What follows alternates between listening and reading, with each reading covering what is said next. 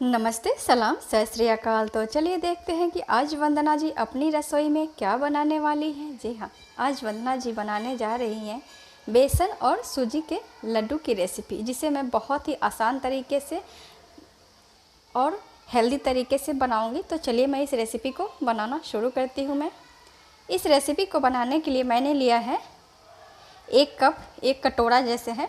जिस कटोरे के मेजरमेंट से मैंने सूजी लिया है, उसी कटोरे के मेजरमेंट से मैंने बेसन भी लिया है। तो चलिए सबसे पहले मैं 1 कटोरा मैं लूँगी सूजी। ये बारीक वाली सूजी, अगर आपके पास मोटी वाली सूजी हो तो उसे आप ग्राइंडर जार में डालकर पीसकर बारीक बना लें। और लूँगी मैं 1 कटोरा ही बेसन, चना का बेसन है ये। और इसमें डालूँगी मैं देसी घी,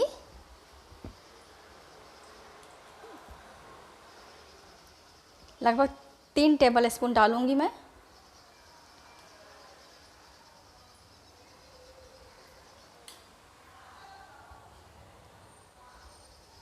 घी डालने के बाद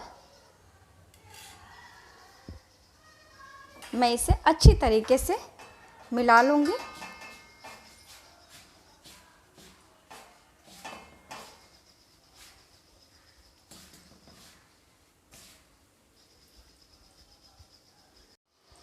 मैंने इसे बिल्कुल अच्छी तरीके से मिलाकर रेडी कर लिया है। अब मैं इसमें डालूँगी पानी, थोड़ा थोड़ा पानी डालेंगे। सख्त डो बनाकर तैयार करना है, बहुत ज़्यादा पानी एक बार में ना डालें। ये लड्डू बहुत ही टेस्टी बनता है और बहुत ही आसान तरीके से मैं इस लड्डू की रेसिपी को बनाऊंगी, जिसे बनाना बहुत ही आसान होगा। कोई भी आसानी से बना के इसे खा सकता है। ना भूनने का झंझट, ना कोई भी किसी तरह का कोई भूनना नहीं है इसमें। इसे आसानी से इसे मैं सान कर तैयार कर लेती हूँ, फिर मैं आपसे मिलती हूँ। मैंने आटे का डो लगाकर तैयार कर लिया है, आप देख सकते हैं। अब चलिए मैं बनाना शुरू करती हूँ। मैं सबसे पहले मैं लड्डू के लिए चाशनी बनाकर तैयार कर लेती हूँ। जिस कटोरे के मेजरमेंट से मैंने सूजी और बेसन लिया था, उसी कटोरे के मेजरमेंट से मैं चीनी भी ले लूँगी। 1 कटोरा सूजी और 1 कटोरा बेसन था, तो मैं लूँगी 1 कटोरा, जैसे कि 2 कटोरा हो गया सूजी और बेसन, तो 1 कटोरा मैं लूँगी चीनी। और साथ ही में मैं डाल दूँगी आधा कटोरा के जितना पानी, हाफ कटोरा है। अब मैं इसका चाशनी बनाकर तैयार कर लेती हूँ। मैं चाशनी बनकर तैयार हो चुका है, एक बार चेक कर लेते हैं। ये जब हल्का सा चिपचिपा हो जाए तो समझ जाए कि ये रेडी हो चुका है। आप देख सकते हैं, इसकी 1 तार या 2 तार की चाशनी नहीं बनानी है इसकी, बस हल्का चिपचिपा हो जाए। क्योंकि 1 तार या तार वाली चाशनी बनाने के बाद जो है लड्डू बनाएंगे तो वो लड्डू जो है हार्ड बनेगा, इसलिए इसकी 1 तार या 2 तार की चाशनी नहीं बनानी है, बस हल्का चिपचिपा होना चाहिए। चिपचिपा हो जाए फिर वो से गैस के फ्लेम को ऑफ कर देंगे।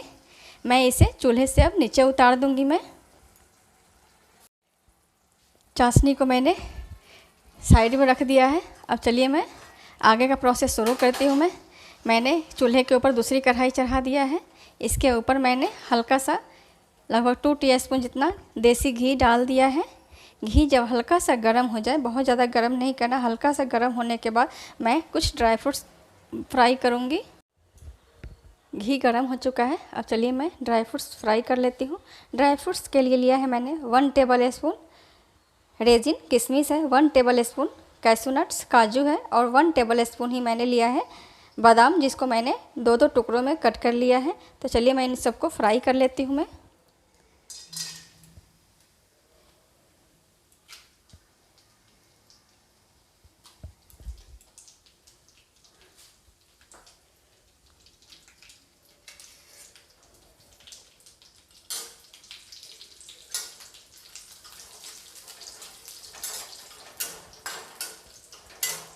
लो टू मीडियम फ्लेम पे ही इसे फ्राई करें।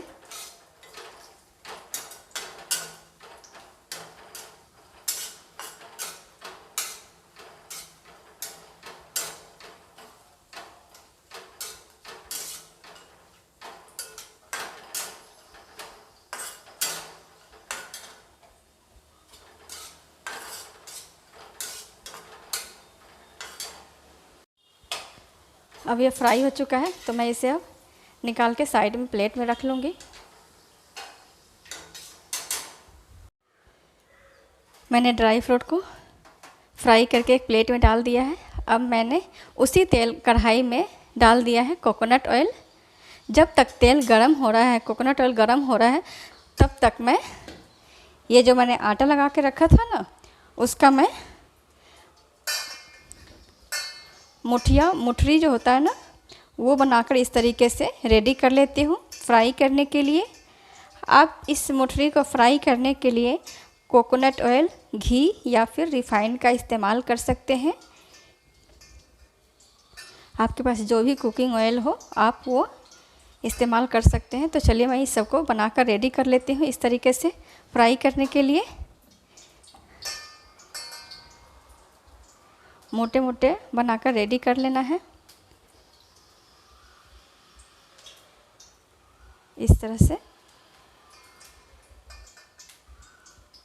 सबका मैं बनाकर रेडी कर लेती हूँ, फिर मैं आपसे मिलती हूँ। मैंने सभी मुठिया को बनाकर रेडी कर लिया है। अब चलिए हम फ्राई करना शुरू करते हैं।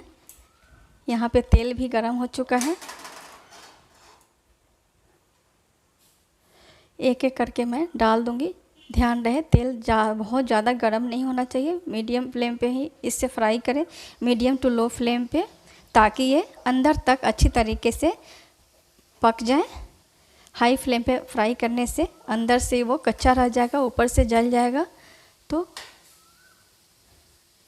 इसे मैं अच्छी तरीके से फ्राई कर लूँगी। आप देख सकते हैं मैंने लो टू मीडियम रखा है।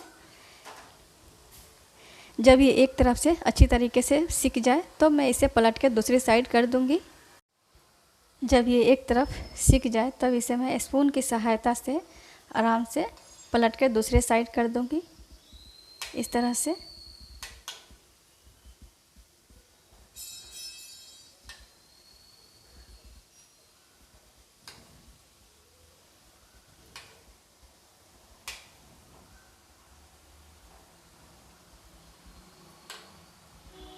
अब मैं इसे दूसरे साइड से भी लो टू मीडियम फ्लेम पे ही पकाऊंगी।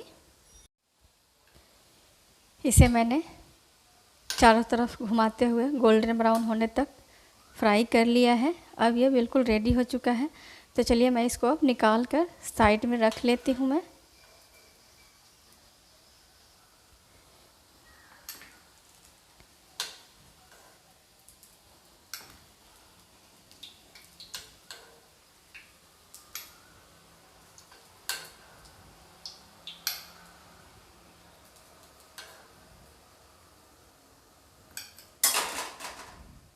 मैंने इसे साइड में रख लिया है। अब मैं जो बचे हुए जो मठरी हैं, मुठिया, उनको मैं फ्राई कर लेती हूँ मैं।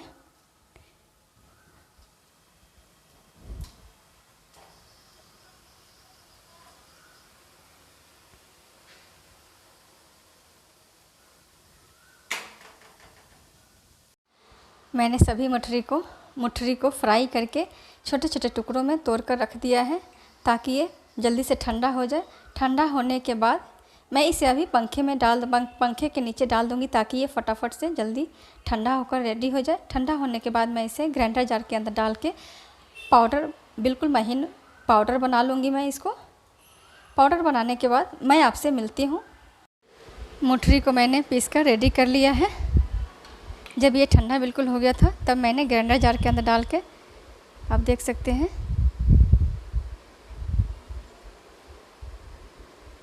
अब मैं इसे एक प्लेट में डाल दूँगी।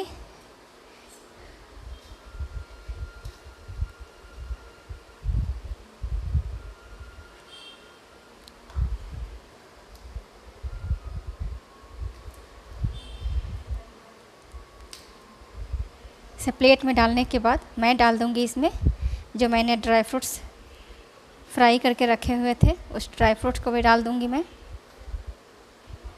फ्राई किया हुआ ड्राई फ्रूट। साथ में मैं डालूँगी, मैंने कुछ 6-7 इलायची को, कार्डमम को फ्रेश कूट कर रेडी किया है।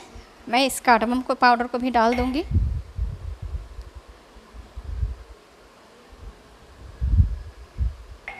और साथ ही मैं डालूँगी जो मैंने चाशनी बनाकर तैयार किया था वो चाशनी बिल्कुल ठंडी हो चुकी है। अब मैं इस चाशनी में से डालूँगी। सभी चाशनी को एक बार में नहीं डालना है, थोड़ा थोड़ा करके डालना है।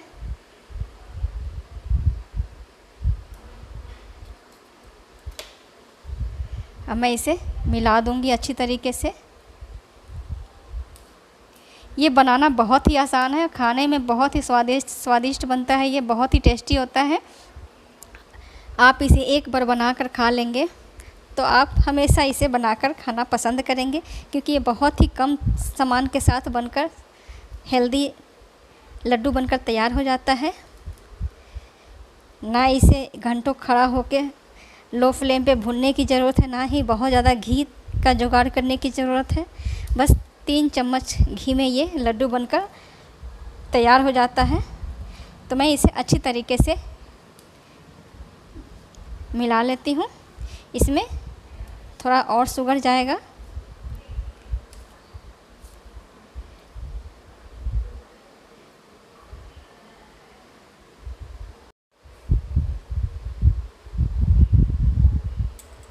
मैं इसमें थोड़ा और चाशनी डाल लूँगी ताकि ये अच्छी तरीके से बाइंडिंग हो जाए।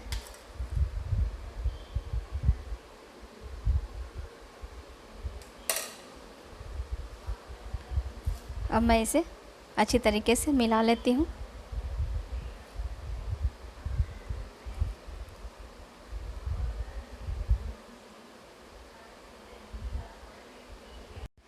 इस तरह से मैंने सभी लड्डू को बनाकर तैयार कर लिया है।